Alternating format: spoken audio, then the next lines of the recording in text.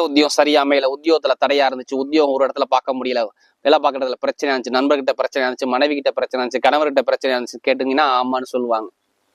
ஏன்னா அந்த சுக்கிர பகவான் நீசமா இருந்ததுனால அங்க எல்லாமே தடையை கொடுத்தாரு. டாக்குமெண்ட் பிரச்சனை, கோர்ட்டு கேஸ், வம்பு வழக்கு பிரச்சனை, ஏதாச்சும் ஒரு விஷயத்த பார்த்திருப்பாங்க. இது எல்லாமே இந்த சுக்கிர பகவான் கண்டிப்பா கொடுத்திருப்பார். ஒரு சில பேருக்கு நிறைய தடைகளை கொடுத்துட்டாரு, செலவா கொடுத்துட்டாரு. கடகராசியை பொறுத்தவரை சொல்றதுக்கு வார்த்தை இல்லை. என்னடா லைஃப் அப்படிங்கிற சிந்தனைக்கு கொண்டு போயிட்டாரு. ஒரு சில பேருக்கு மருத்துவ செலவே கொடுத்தாருங்க. கடன் பிரச்சனை, பகை பிரச்சனை, எதிரி பிரச்சனை. யார் ஜாதகத்துல நான் சொன்ன மாதிரி சனி பகவான் சரியா இல்லையோ அவங்க எல்லாத்துக்குமே எடுத்து பாருங்க. சுக்கிர பகவான் சரியா இல்லையோ அவங்களுக்கு எடுத்து பாருங்க. நான் சொன்ன விஷயம் இங்க மாறாது. வேலை நிரந்தரமா கிடைக்கல, உத்தியோகத்துல சரியா அமையல, எல்லாமே நிறைய கஷ்டம், தடை, தாமதம், இது எல்லாமே பார்த்தவங்க யாருன்னா கடகராசிக்காரக தான். நான் நம்பிக்கையா சொல்லுவேன். இது எல்லாத்துக்குமே பாதிக்காதுங்க. ஒரு சில பேருக்கு நான் சொன்னல, சனி பகவானோ இல்ல நடக்கக்கூடிய தசாபுத்தியோ சரியில்லாத நபர்களுக்கு மட்டும்